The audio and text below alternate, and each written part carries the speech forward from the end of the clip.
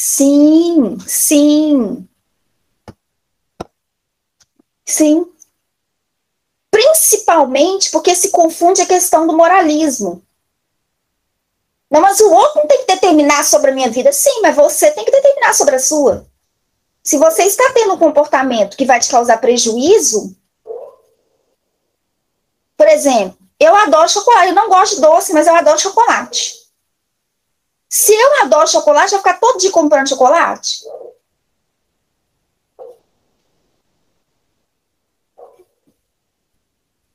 Se eu sei que é uma coisa que eu gosto demais, eu tenho que ficar atenta, eu tenho que ficar de olho. Por quê? Porque se tiver chocolate a meu alcance, eu vou comer todos que tiver. Vou comer. E aí cada um com a sua pegada. Então as pessoas que gostam de coisa de sal, tem outros que adoram tudo quanto é tipo de doce, e aí come muito. Só que tudo que eu faço que vai me causar prejuízo, seja ele qual for, eu tenho que parar e pensar, e tenho que moderar. Não é assim, não, nós somos seres livres. Somos seres livres.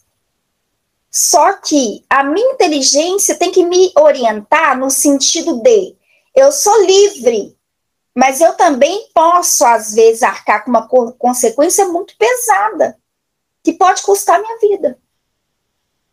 Então, a liberdade é relativa ao nosso bem-estar. Eu não posso fazer tudo com o outro, porque se eu ameaçar a felicidade do Alberto, aí, ó, então, isso que liberdade é essa? Né? Se eu ameaço a felicidade da Cissa, que liberdade é essa? Isso é importante. Entende? É um direito da pessoa pensar do jeito que ela quiser. Se essa pessoa não tem uma visão clara de si mesma, vai ter visão clara de mim, gente? Não. E aí eu vou ligar que essa pessoa tá falando mal de mim para todo mundo? Não. A gente descobre quem que é uma pessoa observando o que ela fala dos outros. Como é que você descobre? Como é que eu descubro quem que é a Azinha? O que a Azinha fala dos outros? Fala só mal dos outros? Então, o que a Azinha fala mal dos outros, fala mais da Azinha do que dos outros. A gente descobre o caráter de uma pessoa, é o que a pessoa fala dos outros, não é o que a pessoa fala de si, não. Ah, sou uma pessoa muito compreensiva. Ah, sou uma pessoa... Mentira, não é nada. Você tá falando é porque não é. Mas eu demonstro que eu sou quando eu falo dos outros. E foi exatamente o que o Alberto colocou pra gente. As pessoas param para analisar quando vem um grito apelativo, uma agressão, todo mundo para, fala, nossa, que apelação. Assim você colocou, a gente tem a falsa sensação de controle quando conseguimos controlar os instintos e as coisas fluem, percebemos que não temos controle de nada. É exatamente, nós falamos juntas, né? Narcisista. Então, esse exercício de desenvolvimento de autoconhecimento, gente, nem todo mundo faz, não. E aí as pessoas ficam, às vezes, com comportamentos que prejudicam elas mesmas. A gente tem que levar isso em consideração.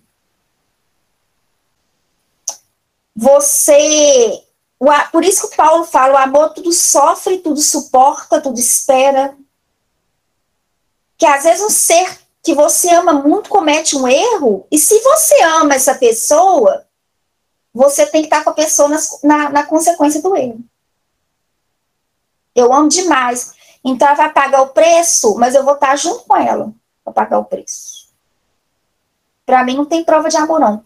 Isso aí foi Jesus de Nazaré com João, tá? João virou e falou assim, olha, Jesus está pagando o preço. O preço de ser filho de Deus, o preço de ser um Cristo, o preço de ser um grande mestre. Foi o preço que ele pagou. João sofreu? Sofreu. Mas foi com Jesus até a cruz. Estava junto. Isso é amizade. Entende? Então, a gente tem que criar uma amizade nesse nível. Porque a gente não tem controle da escolha do outro, do que o outro vai fazer. Mas a gente tem controle da nossa. Amizade, para mim, é amizade real. Porque se eu gosto da pessoa como a pessoa é. Pacotinho completo, pacotinho ser humano. A Rose tem hora que é humilde, tem hora que a Rose é arrogante, para mais de metro. Tem hora que a Rose é paciente, tem hora que a Rose não tem paciência nenhuma. E eu me dou o direito. Eu só mudo o que eu quero mudar. Então, pensar muito nessas questões, porque a gente tem que purificar ou aperfeiçoar até nossa noção de amizade. Nessa aula que nós conversamos sobre o equilíbrio das emoções, uma das partes da aula foi falar exatamente sobre a importância da infância. De você já começar um processo de construção da maturidade partindo de um psiquismo infantil, que está moldável. E aí você vai criando uma estrutura para que esse indivíduo ele consiga lidar com as suas próprias questões. Porque uma criança que aprende a lidar com as suas frustrações, com seus incômodos, com a sua dor, e compreendendo que a vida é assim, e não tem como mudar isso, então, se eu não tenho como mudar isso, como que eu posso fazer para lidar com isso? Para enfrentar isso no dia a dia? E aí você cria uma estrutura mais madura e mais forte para enfrentar os próprios desconfortos. Uma vez que isso não é ofertado na infância, esse processo de construção da maturidade e construção desse aparato emocional, uma hora você vai ter que aprender a lidar. Volto a repetir, por quê? Porque o processo da construção da estrutura emocional, a gente não nasce com ele construído, a gente constrói ao longo do tempo. O ideal seria esse tipo de educação que a Cissa colocou para a gente, uma educação pautada no diálogo, no desenvolvimento da inteligência, em observar ação e consequência, né, escolha e consequência, e ouvir a criança, explicar e orientar para criar esse aparato emocional. Porque se eu não crio isso, se eu não vou crescendo e me desenvolvendo emocionalmente, eu vou ser uma adulta infantil. E aí o que acontece? Eu não fui construindo ao longo do tempo, vai chegar um determinado momento que eu vou ter que parar e falar, nossa, eu não construí até agora, mas agora eu vou ter que construir. Agora eu vou ter que investir nessa estrutura emocional. Ah, mas é tarde? Não, nunca é tarde, mas a questão é que existem prejuízos, né? Porque você ser um adulto psicologicamente infantil, imaturo, complica. Uma vez eu vi um senhor, eu trabalhava numa empresa, eu vi um senhor, a secretária estava conversando com ele, ela concluiu que tinha acabado de falar, ela virou as costas e saiu. Ele pegou o teclado do computador, ele bateu, ele teve um surto de raiva, porque falou que ela virou as costas para ele, deixou ele falando sozinho. Né? Nada justificaria uma postura dessa, mas ele considerou que era justo. Que aquilo foi mandado embora, foi só na hora que ele foi mandado embora. Só na hora.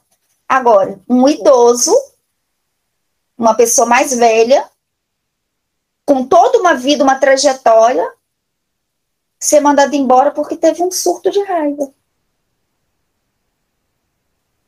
Ele não gritou com ela. Não, ele pegou o teclado e destruiu o teclado.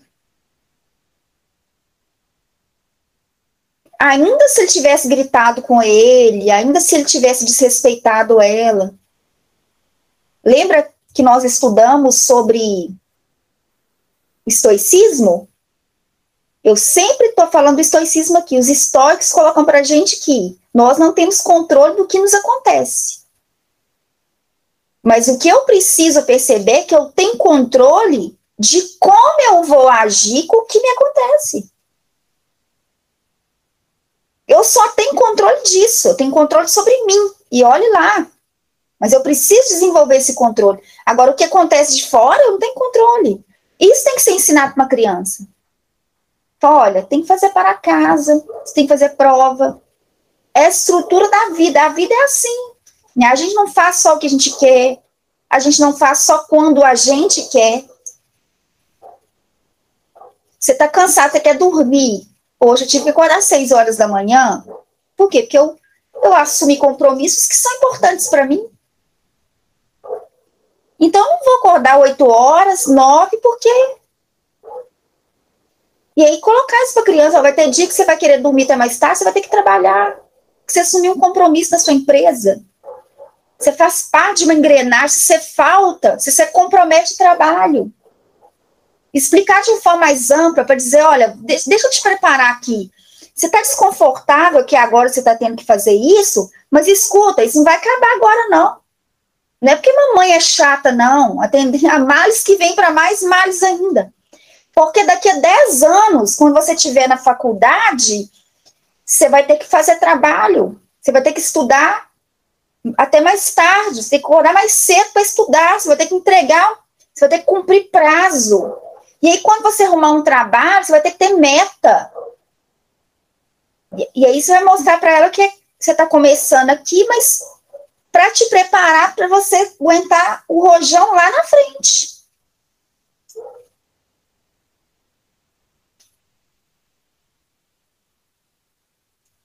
Eu acho que essa questão é fundamental. Você fala assim, olha, isso aqui é por isso, por isso, por isso.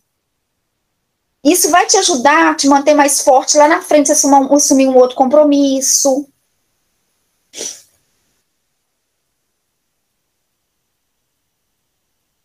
Então, é o processo de construção do equilíbrio emocional. Equilíbrio emocional se constrói. E aí que entra o nosso tema, que olha que bacana. Você fala, mas onde que está soberba, avareza, inveja, ira, luxúria, gula e preguiça nisso tudo? Volto a repetir, as paixões como princípio, elas são importantes porque fazem parte, se encontram dentro do processo do instinto de conservação. Eu preciso ter. Se eu não tiver a xícara, eu vou tomar meu leite como? Preciso ter. Ah, não quero ter nada, eu tenho que ter um óculos. Tem que ter um óculos. O meu óculos quebrou, que só tá preso pela glória. Se tirar aqui, deu ruim, ó. Já colei, ele quebrou de novo. O que meu óculos está falando para mim? Rose, outra armação urgente. Então, eu preciso ter. Avareza é outra coisa. Porque se eu falo assim, não preciso ter nada. Nada. Tem que ter. Você tem que ter um kit de higiene pessoal. Mas a gente está falando de depressão agora. Fica sem tomar banho para ver. Mas para tomar banho você tem que ter um banheiro, uma água quente, você tem que ter o sabonete, né? Tem que ter o mínimo para higiene, você tem que ter. Avareza é outra coisa. Entende isso? Então, a questão importante a respeito desses princípios que eles colocam como sendo o excesso, como sendo os pecados capitais, eles guardam relação, eles são desdobramentos de orgulho e egoísmo. Então, rapidamente, soberba. A soberba, ela pode ser definida como orgulho excessivo. O orgulho como princípio é importante? É importante devido à questão da valorização. É importante devido a essa compreensão que nós precisamos ter do nosso próprio valor. Existem pessoas que falam, sou muito humilde. Aí você fala, não, mas que bacana o que você fez. Não, quem sou eu? Já viram? Isso é falsa humildade, falsa modéstia. Então, se eu faço algo de bom, eu olhar para aquilo e falar, nossa, que bacana, não foi eu que fiz, que coisa, não, eu vibro com aquilo. Isso não tem a ver com vaidade. Isso não tem a ver com orgulho. Isso tem a ver com um princípio de orgulho, que é o orgulho de si, de perceber o seu valor, de perceber o seu papel, de perceber que o que você faz é importante, não é problema. Se eu não tenho como princípio o orgulho, eu sou uma pessoa com sentimento de menos-valia. Eu sou uma pessoa que eu não me amo, que eu não me respeito, que eu não me valorizo. E aí eu pego lá, a pessoa pergunta para mim, você podia fazer um trabalho. Quanto é o seu trabalho? Eu falo, não sei, quanto você quer pagar? Não, o trabalho é seu, quem põe o preço é você. Mas eu não sei, será que vale? Isso é falta de compreensão do seu próprio valor. Por isso que a gente diz, ninguém põe preço no trabalho do outro. Porque o outro é que sabe o valor do seu próprio trabalho. Tá barato, você é do universo? Você sabe o trabalho que deu? Você sabe o tempo de estudo? Você sabe, então... Então, é uma questão de preço e valor. A questão do valor pessoal está inserido no processo de orgulho. Agora, soberba é orgulho excessivo. É aquela tendência de eu me considerar muito melhor, né, do que os demais, o que eu faço é sempre melhor, o meu café é o mais gostoso, a minha comida, o meu arroz é mais soltinho, o meu doce é o melhor, né, minha fala, as minhas palestras são as melhores, as minhas aulas são as melhores, não tem ninguém acima de mim, porque eu... Ou seja, eu sempre crio um processo de ressaltar o que eu faço, como que eu sou boa, o meu diferencial. Gente, para apresentação de currículo, você vai virar e dizer, olha, isso aí e tal, você vai explicar o que você tem de diferencial. Isso não é orgulho excessivo, não é soberba. Mas a soberba é você enfatizar e se colocar acima dos demais. Agora, entra um ponto importante, porque o contrário disso é humildade. A humildade é a consciência do que você é e a consciência do que você não é. Aí no universo da arte, aí você pega, por exemplo, os muralistas, os grafiteiros muralistas,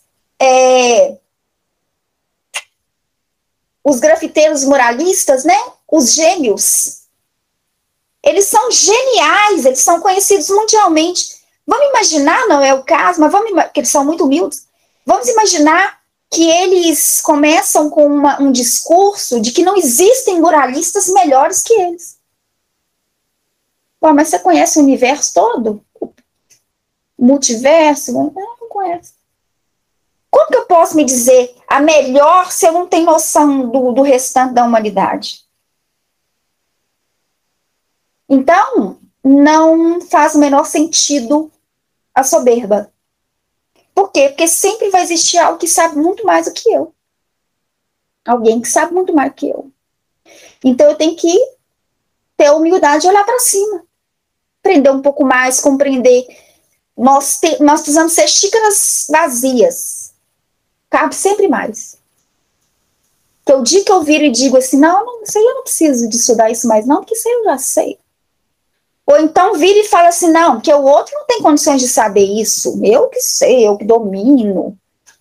Soberba. Então, a pessoa extremamente vaidosa, com um olhar muito voltado para si, que enfatiza demais as suas próprias questões, né? A pessoa pensa e age como se estivesse acima de tudo, de todas as pessoas. E tem um ponto importante, que às vezes isso pode ser de uma forma agressiva, de uma forma aparente, mas pode ser sutil. Pode ser sutil também. Tranquilo até aqui, turminha? Querem falar alguma coisa? Não, tranquilo? Pode continuar? Nós vamos retomar tudo isso com a Tomás de Aquino, tá, gente? Avareza. E aí vem a questão. Volto a repetir. Eu preciso das coisas. Eu preciso de um telefone para trabalhar, preciso do computador para trabalhar, preciso de uma webcam, preciso de uma televisão. Fica uma coisa é o computador, outra coisa é a televisão aqui projetada. Isso é o quê? Necessidade. Então,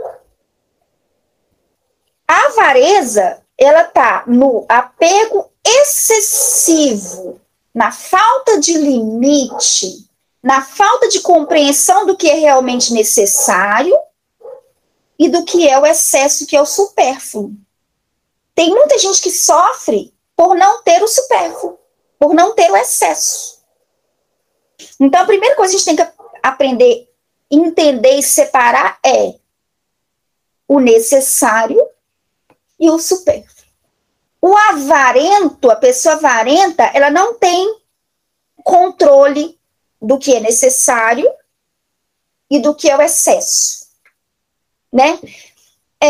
Nos evangelhos, no evangelho de Mateus e Levi, Jesus traz um princípio sobre isso muito interessante, que ele fala assim: olhai as aves dos céus, não plantam, nem colhem, nem ajuntam em celeiros, e o Pai que está no céu as alimenta.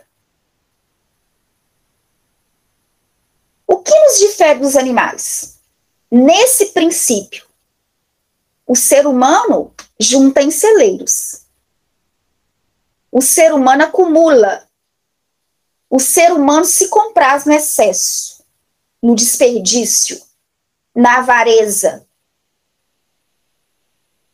E o que Jesus fala dos pássaros? Olhai as aves dos céus, não plantam, nem colhem, e nem ajuntam em celeiros. E o Pai que está no céu as alimenta. Perceber a sutileza? O alimento produzido pelos seres humanos poderiam eliminar a fome da humanidade. Sabiam disso? Principalmente os grãos. Os grãos produzidos já poderiam acabar com a fome no mundo. Porém, o ser humano comum pega o grão, que poderia alimentar gente, alimenta o gado para atender o capricho de alguns. Que o gado vira carne. A questão é ter? Não, é que ter o que não usa. É ter em excesso. O avarento não tem noção. A pessoa vira e fala, mas você está muito avarento. Falo, não, eu sou uma pessoa precavida. E a pessoa começa a criar um jogo de cintura para mascarar a sua própria realidade. É o que o Alberto colocou antes. Quando a pessoa não está aberta, gente, para entender o processo, a pessoa justifica, a pessoa, né? A pessoa dá um jeito de fugir das situações, né? Terceiro, inveja.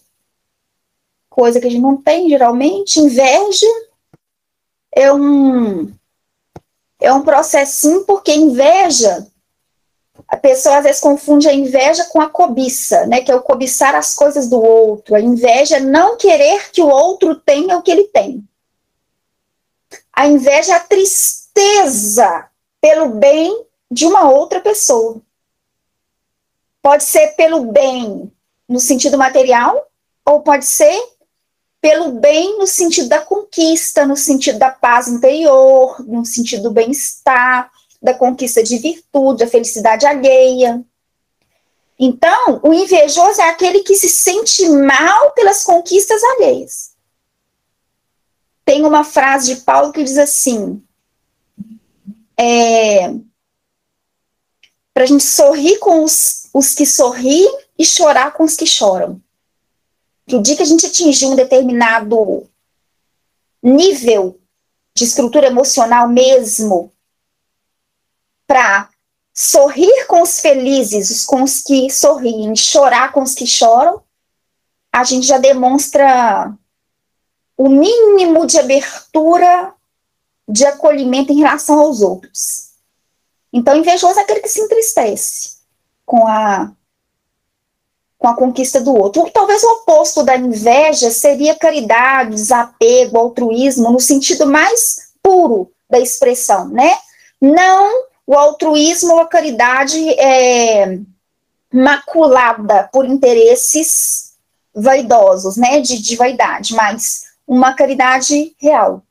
Um desejo sincero de que o outro esteja bem, um desejo sincero de que a pessoa ela tenha o que for preciso para viver, um desejo sincero de que a pessoa ela tenha suas conquistas, de que ela seja feliz, de que ela tenha bem-estar. Então, quando a gente fala, olha, quando a gente fala, por exemplo, assim, muita paz, eu tenho que falar compreendendo realmente o que é paz. Não pode ser uma coisa falsa, né? Muito sucesso, muito êxito. Eu tenho que, de fato, vibrar pelo que eu estou falando. Não pode sair uma coisa da boca para fora, né? Quarto, a ira. E aí vem um ponto importante, porque a ira, raiva ou fúria é a manifestação intensa de indignação que pode levar a agressões verbais ou físicas.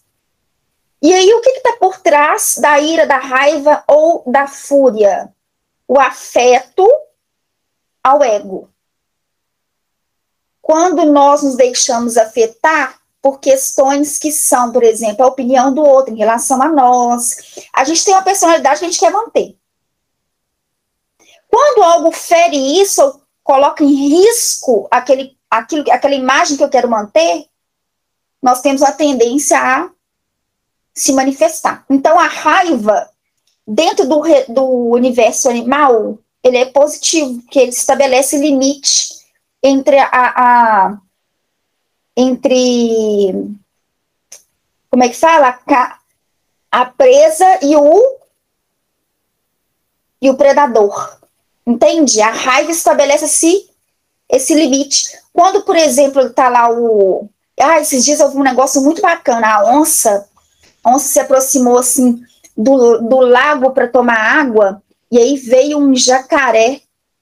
O crocodilo, não sei a diferença deles ainda. Qualquer dia a gente faz uma análise psicológica e filosófica do jacaré, para saber quem que é jacaré e quem que é crocodilo. Mas, enfim. E aí, na hora que a onça se aproximou, veio o bichinho. Hoje, em reino animal, dá até dó. E aí, bocanhou a onça. Na hora, meu coração doeu. Ultimamente, eu não tô dando conta de ver esses negócios, não. Meu coração doeu. Eu falei, meu Deus do céu, vai dar muito ruim. Mas como o título era que a vitória vai depender da energia que você empreende para você sobreviver, entendeu? Para você conseguir uma vitória. Porque se for uma pessoa com pouco orgulho, faz o que? Já era, deu ruim mesmo. Aí se deixa lá e deixa o crocodilo comer, não é? Mas não, quem tem um mínimo de amor próprio e valor, fala, opa, eu não acabei minha tarefa. Tem projeto ainda para fazer, o que você faz? Você luta. O que a onça fez? Que a bichinha é inteligente. Quem tem mais habilidade na água? O bichinho que fica lá só com o olho lá de fora, o nariz, às vezes aponta assim, ó. O bichinho que tá lá escondido. O que ela fez? Saiu com ele. Resultado. Quem lascou a boca, que é a bocona desse tamanho na garganta, porque inicialmente foi ele que pegou ela. Mas ela reverteu o quadro lá dentro da água, lá, saiu da água com ele, com o jacaré na boca. Se não tiver raiva aí, ia dar muito ruim pra onça. Então, como instinto primário, importantíssimo. Agora, eu não sou onça para ficar atacando os outros. Para voar no pescoço de alguém, não sou. O mínimo de dignidade tem que ter. Justifica no reino animal. Mas não justifica eu dar um tapa na orelha, apesar de a gente querer, às vezes. Dar um tapa na orelha do outro.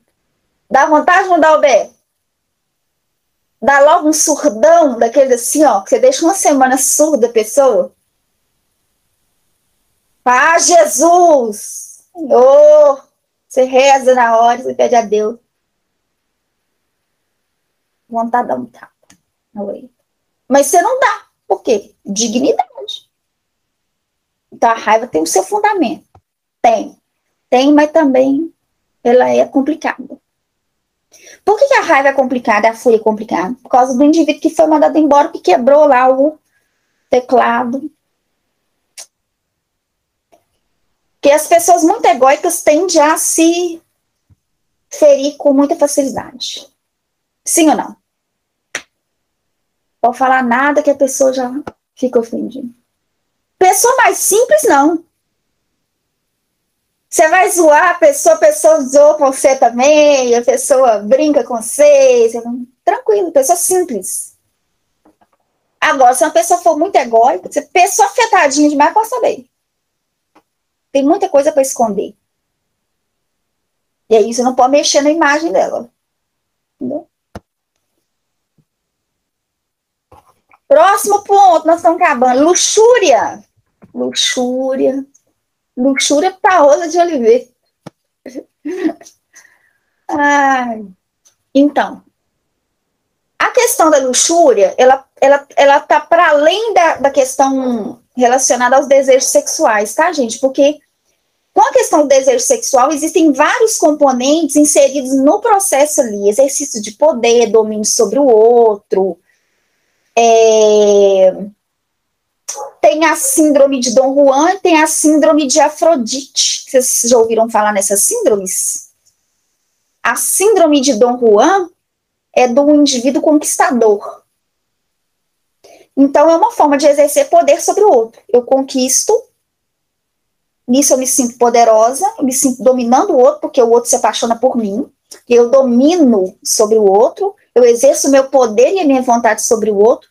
E a síndrome de Afrodite é a mesma coisa, porém, no sexo feminino. Da mulher que exerce um poder sobre, ou isso independe de orientação sexual e gênero. São só nomenclaturas mesmo. A síndrome de Afrodite é a mesma coisa. Então, a questão do universo da paixão, da sexualidade, não é só o sexo e o prazer em si. Existe todo um componente por trás, que é também o exercício de poder sobre o outro. Não é o prazer pelo prazer só. Porque se é um prazer só egoísta, um prazer só da pessoa, mais uma vez o egoísmo inserido, né? Mas existem outros componentes que é de exploração do outro mesmo. Então, a questão da luxúria em si, e volto a repetir, apesar que eu não falei isso, a questão não é o sexo em si, mas é vamos dizer, é o uso do sexo para exploração do outro.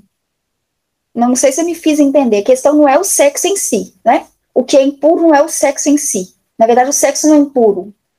Ele é tão extraordinário que a vida surge partindo dele, né? Mas está relacionado também a permutas magnéticas, afetivas e tal.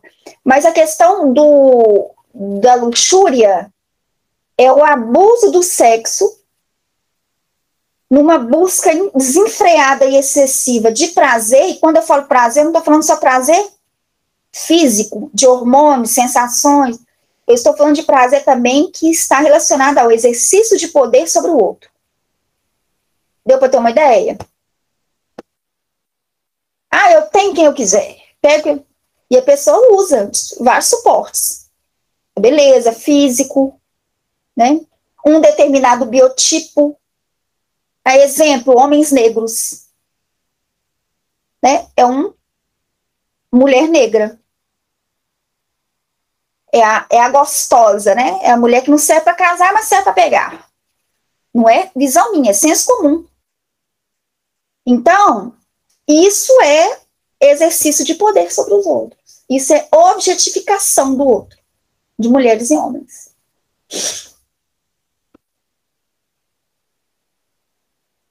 O sexto, gula. Desejo de comer ou beber de maneira exagerada.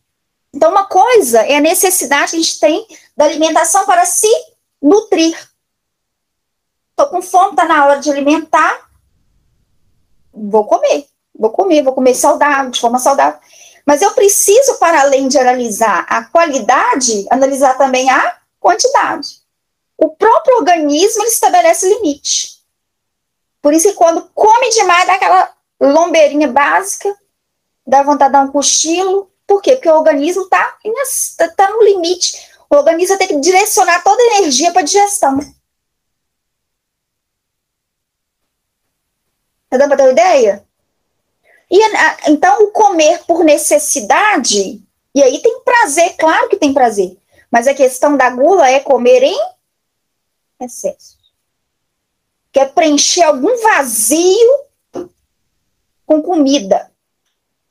Quero colocar para dentro, porque já que eu não consigo preencher de uma forma, eu tento preencher de outra.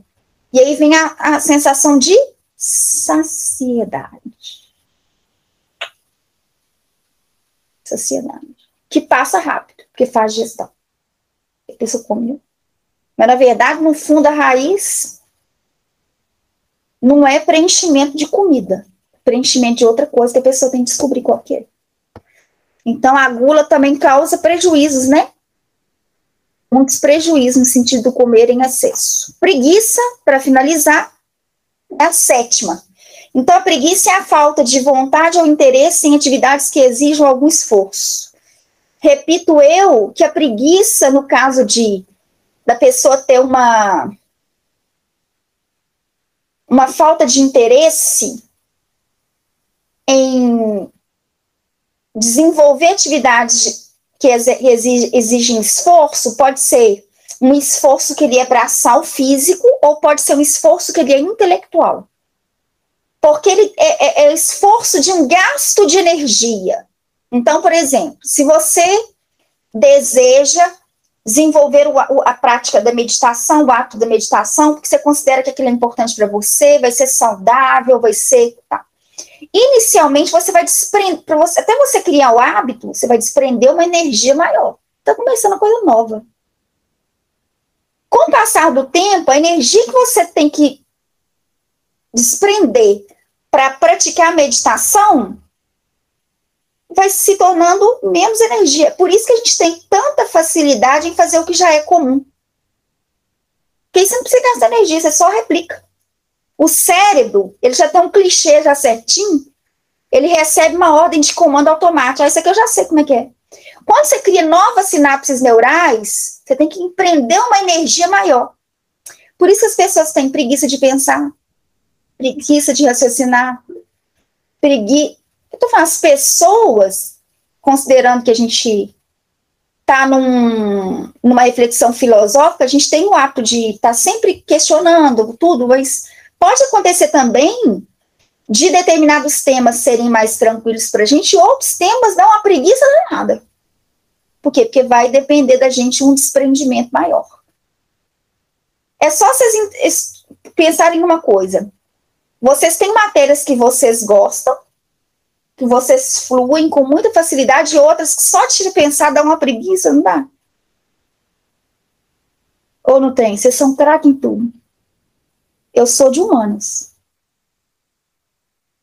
Fala comigo que eu tenho que fazer uma planilha de financeira, gente. Me dá uma faxina para fazer, não manda fazer planilha, não. Eu dou faxina tranquila, eu sou boa. Nasci para isso, para ser diarista, sou boa para fazer uma faxina.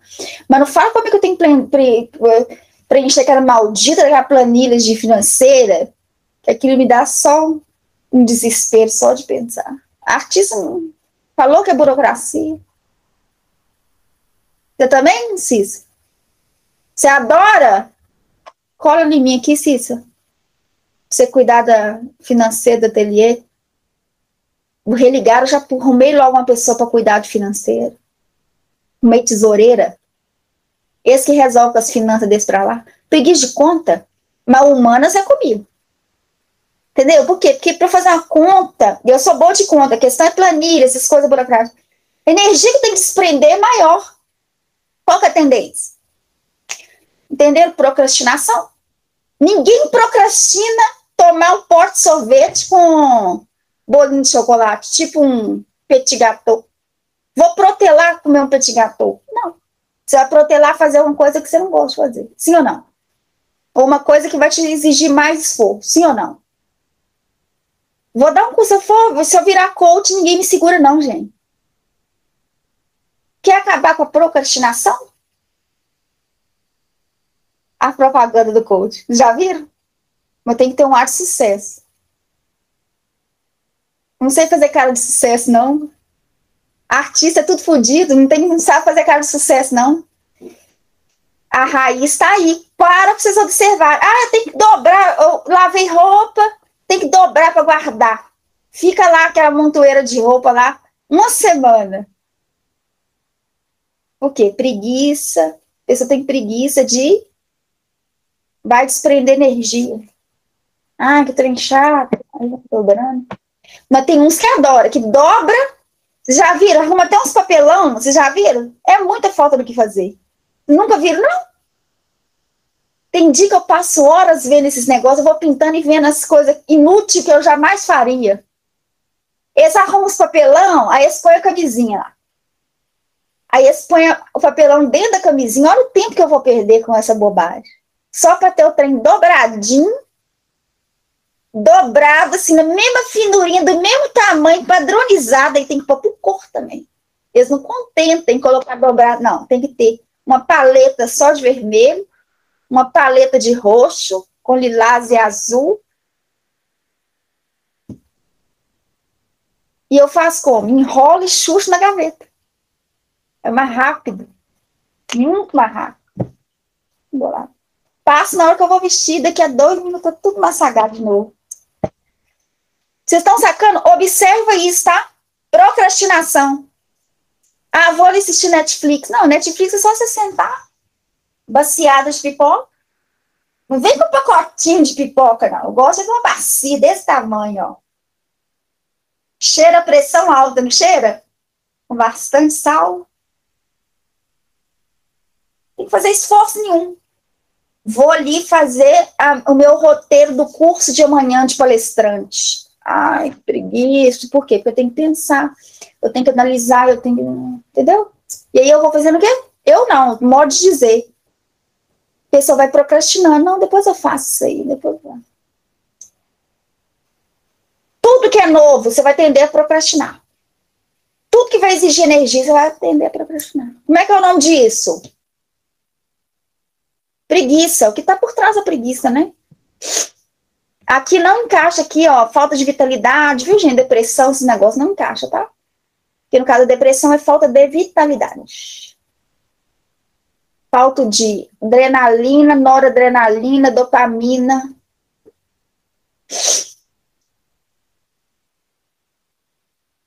Bom demais estudar o que a gente não precisa, né, gente? Quais que são as coisas que você protela? Se for coisa complexa, você vai gastar muito mais energia. Qual que é a sua tendência? Não, vou fazer uma coisa que eu preciso gastar menos. É cerebral, tá? Não é consciente, não. Uma questão cerebral. O cérebro pensa assim, não, é melhor fazer. Porque a gente não fica inconsciente uma grande parte do tempo. Então, o cérebro tende a replicar o que você já conhece. Por isso que você fala assim, melhor agir com raiva mesmo. Porque se eu com a raiva, eu já conheço, o cérebro fala. Eu não falo não, porque ele não tem boca, né? Mas vocês entenderam, né, o que eu falei. Entenderam? Então, Simoninha, tem gente que vai ter, eu tenho preguiça de lavar banheiro, outra tem preguiça... Eu tenho que olhar para mim e falar assim, por que eu tenho preguiça de fazer isso? Por que eu tenho preguiça de fazer aquilo? E tem coisas que tem hora que você tem mais preguiça. Por exemplo, eu adoro estudar, mas quando eu tenho que estudar um tema muito complexo, difícil, eu tenho a tendência de ir deixando. O que acontece com o procrastinador? Chega um determinado momento que não tem como deixar mais, aí você tem que pegar. Então, a organização é tudo. A técnica é coisa chata, você faz primeiro. Tem gente que tem visões assim de felicidade, né? Para mim, felicidade é acordar de manhã e não ter vazia suja. Felicidade, acordar de manhã e a pia tá limpinha, limpinha. Para isso, eu tenho que lavar. Para isso, eu tenho que lavar. Eu moro sozinha, ninguém suja, não é? Minhas cachorras não vão sujar as vasilhas. Então, se eu tomei um Todd, eu vou e lavo o copo. Se eu usei o negócio, eu tenho que lavar. Pode estar gelado. Então, com o passar do tempo, você vai criando um hábito, daqui a pouco você nem vê que você lavou, porque habituou. Você não tem que ficar gastando, ai, meu Deus, eu tenho que lavar essa vasilha nesse gelo. Você não vai gastar essa energia só no começo. Mas aí, Simone, que entra os detalhes, que entra as sutilezas. Por isso que eu falei, tem que olhar o que está por trás disso. Por quê? Porque cada situação, experiência, fala alguma coisa do porquê que a gente está Entendeu? Deixando aquilo é o quê? Eu não estou gostando de fazer, eu não gosto, por que que eu posso melhorar com isso? É nesse sentido.